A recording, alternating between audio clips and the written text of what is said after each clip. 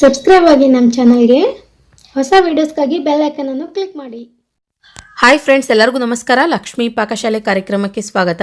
ಇವತ್ತಿನ ದಿನ ನಾನು ಬೆಳಗಿನ ಅವಸರಕ್ಕೆ ಗಡಿಬಿಡಿಯಾಗಿ ನಾವು ಒಂದು ಬ್ರೇಕ್ಫಾಸ್ಟ್ ಮಾಡ್ಕೊಳ್ಳೋದು ಯಾವ ರೀತಿ ಅಂತ ತೋರಿಸ್ತಾ ಇದ್ದೀನಿ. ತುಂಬ ಅಂದರೆ ತುಂಬ ಚೆನ್ನಾಗಿರುತ್ತೆ ಟೇಸ್ಟ್. ಇದನ್ನು ನೀವು ಮಕ್ಕಳಿಗೆ ಲಂಚ್ ಬಾಕ್ಸ್ಗೂ ಕೂಡ ಕಟ್ಟಬಹುದು. ಅದಲ್ಲದೆ ನೀವು ಇದನ್ನು ರಾತ್ರಿ ಊಟಕ್ಕೂ ಕೂಡ ರೆಡಿ ಮಾಡ್ಕೊಳ್ಬಹುದು. ತುಂಬ ಸುಲಭವಾಗಿ, ಈಸಿಯಾಗಿ ಮತ್ತು ಬ್ಯಾಚುಲರ್ಸ್ಗೂ ಕೂಡ ತುಂಬ ಯೂಸ್ ಆಗುವಂತಹ ರೆಸಿಪಿ ಫ್ರೆಂಡ್ಸ್ ಇದು. ಬನ್ನಿ ಹಾಗಿದ್ರೆ ಇದನ್ನು ಮಾಡೋದು ಯಾವ ರೀತಿ ಅಂತ ನೋಡೋಣ. ಮೊದಲೇದಾಗಿ ಒಂದು ಮಿಕ್ಸಿ ಜಾರ್ ತೊಗೊಳ್ಳಿ. ಇದಕ್ಕೆ ಇವಾಗ ನಾನಿಲ್ಲಿ ಒಂದು 5 ರಿಂದ 6 ಬೆಳ್ಳುಳ್ಳಿನ ಪೂರ್ತಿಯಾಗಿ ಸುಲಿದ್ಬಿಟ್ಟು ಹಾಕೊಳ್ತಾ ಇದ್ದೀನಿ. ನಂತರ ಒಂದು ಸ್ವಲ್ಪ ಹಸಿ ಶುಂಠಿನ ಮೇಲ್ಗಡೆ ಸಿಪ್ಪೆ ತೆಗೆದುಬಿಟ್ಟು ಹಾಕೊಳ್ಳಿ. ಒಂದು ಸ್ವಲ್ಪ ಕೊತ್ತಂಬರಿ ಸೊಪ್ಪು, ಇದನ್ನ ಇವಾಗ ನೈಸಾಗಿ ಗ್ರೈಂಡ್ ಮಾಡ್ಕೊಳ್ಬೇಕು. ಓಕೆ ನೋಡಿ, ಇವಾಗ ನಾನಿಲ್ಲಿ ಈ ರೀತಿಯಾಗಿ ಗ್ರೈಂಡ್ ಮಾಡಿಬಿಟ್ಟು ಪೇಸ್ಟ್ನ ರೆಡಿ ಮಾಡಿಬಿಟ್ಟು ಇಟ್ಕೊಂಡಿದ್ದೀನಿ.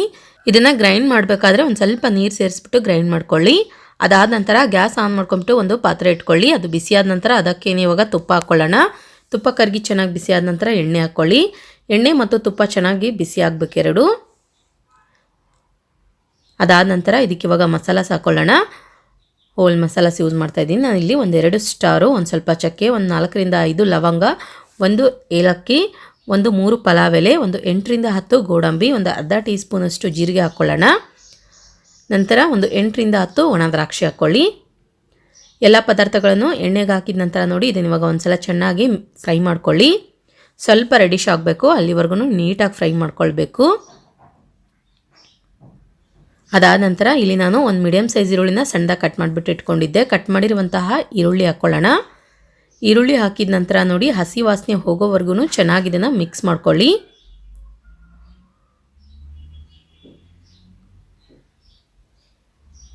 ಅದಾದ ನಂತರ ಮೊದಲೇ ಗ್ರೈಂಡ್ ಮಾಡಿದಂತಹ ಮಸಾಲ ಪೇಸ್ಟ್ ಹಾಕ್ಕೊಳ್ಳೋಣ.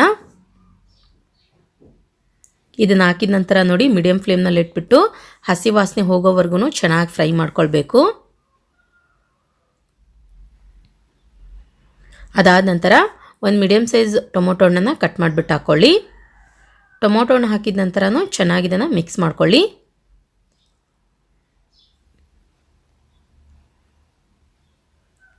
ಇದಕ್ಕಿವಾಗ ಮಸಾಲ ಸೇರಿಸ್ಕೊಳ್ಳೋಣ. ಅರ್ಧ ಟೀ ಸ್ಪೂನಷ್ಟು ಗರಂ ಮಸಾಲ, ಅರ್ಧ ಟೀ ಸ್ಪೂನಷ್ಟು ಧನಿಯಾ ಪೌಡರ್, 1 ರಿಂದ 1.5 ಟೀ ಸ್ಪೂನಷ್ಟು ಅಚ್ಚ ಖಾರದ ಪುಡಿ ಹಾಕ್ಕೊಳ್ಳಿ. ಇದನ್ನಿವಾಗ ಒಂದ್ಸಲ ಚೆನ್ನಾಗಿ ಮಿಕ್ಸ್ ಮಾಡ್ಕೊಳ್ಬೇಕು.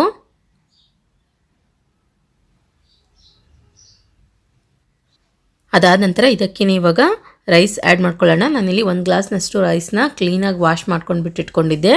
ವಾಶ್ ಮಾಡಿರುವಂತಹ ರೈಸ್ನ ಹಾಕ್ಬಿಟ್ಟು ಚೆನ್ನಾಗಿ ಮಿಕ್ಸ್ ಮಾಡ್ಕೊಳ್ಳಿ. ನಾನಿಲ್ಲಿ ಸೋನಾ ಮಸೂರಿ ರೈಸ್ನ ಯೂಸ್ ಮಾಡಿದ್ದೀನಿ. ನಿಮಗೆ ಬೇಕಂದರೆ ನೀವು ಬೇರೆ ರೈಸ್ನ ಕೂಡ ಬಳಸ್ಕೊಳ್ಬಹುದು.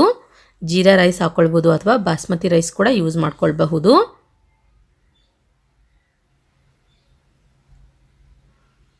ರೈಸ್ ಹಾಕಿದ ನಂತರ ನೋಡಿ ಫ್ರೆಂಡ್ಸ್, ಇದಕ್ಕಿವಾಗ ನೀರು ಸೇರಿಸ್ಕೊಳ್ಳೋಣ. ನೀವೆಷ್ಟು ಅಕ್ಕಿ ಹಾಕಿರ್ತೀರಾ ಅದರ 2 ಪಟ್ಟಷ್ಟು ನೀರು ಹಾಕ್ಕೊಳ್ಬೇಕು. 1 ಗ್ಲಾಸ್ನಷ್ಟು ರೈಸ್ಗೆ 2 ಗ್ಲಾಸ್ನಷ್ಟು ನೀರು ಯೂಸ್ ಮಾಡಿ.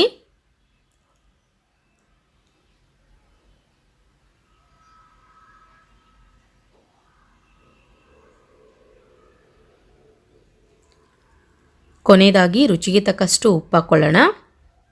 ಉಪ್ಪು ಹಾಕಿದ ನಂತರ ನೋಡಿ ಒಂದ್ಸಲ ಚೆನ್ನಾಗಿ ಮಿಕ್ಸ್ ಮಾಡ್ಕೊಂಡ್ಬಿಟ್ಟು ಮೇಲ್ಗಡೆ ಮುಚ್ಚಿಬಿಟ್ಟು ಇದನ್ನು ಬೇಯೋದಕ್ಕೆ ಬಿಟ್ಬಿಡಬೇಕು.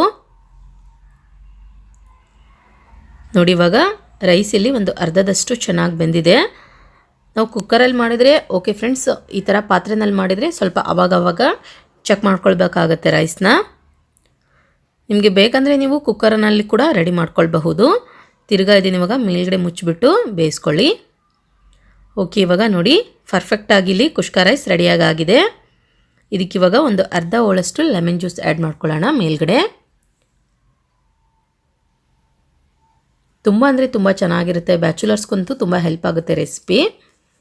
ತುಂಬ ಟೇಸ್ಟಾಗಿ ಆಗುತ್ತೆ ಫ್ರೆಂಡ್ಸ್ ರೈಸ್. ಖಂಡಿತ ನೀವು ಕೂಡ ಒಂದ್ಸಲ ಈ ರೆಸಿಪಿನ ಟ್ರೈ ಮಾಡಿ. ರಾತ್ರಿ ಡಿನ್ನರ್ಗಂತೂ ಸಿಂಪಲ್ಲಾಗಿ ತುಂಬ ಈಸಿಯಾಗಿ ರೆಡಿ ಮಾಡ್ಕೊಳ್ಬಹುದು ನಾವು. ನೋಡಿದ್ರಲ್ಲ ಯಾವ ರೀತಿಯಾಗಿ ನಾವು ತುಂಬ ಸಿಂಪಲ್ಲಾಗಿ ಪ್ಲೇನ್ ಕುಷ್ಕ ರೈಸ್ ಮಾಡ್ಕೊಳ್ಳೋದಂತ. ನಾನು ಮಾಡಿರೋ ಈ ರೆಸಿಪಿ ನಿಮಗೆ ಇಷ್ಟ ಆಗಿದ್ರೆ ಪ್ಲೀಸ್ ಲೈಕ್ ಮಾಡಿ, ಶೇರ್ ಮಾಡಿ, ಕಮೆಂಟ್ ಮಾಡಿ. ಇನ್ನಷ್ಟು ಈಸಿ ರೆಸಿಪೀಸ್ಗಾಗಿ ನಮ್ಮ ಲಕ್ಷ್ಮಿ ಪಾಕಶಾಲೆ ಚಾನಲ್ಗೆ ಸಬ್ಸ್ಕ್ರೈಬ್ ಆಗೋದು ಮಾತ್ರ ಮರಿಬಾರ್ದು. ಮತ್ತೆ ಒಂದು ಇಂಟ್ರೆಸ್ಟಿಂಗ್ ರೆಸಿಪಿಯೊಂದಿಗೆ ಬರ್ತೀನಿ ಮುಂದಿನ ಸಂಚಿಕೆಯಲ್ಲಿ. Keep watching. Thank you. Bye.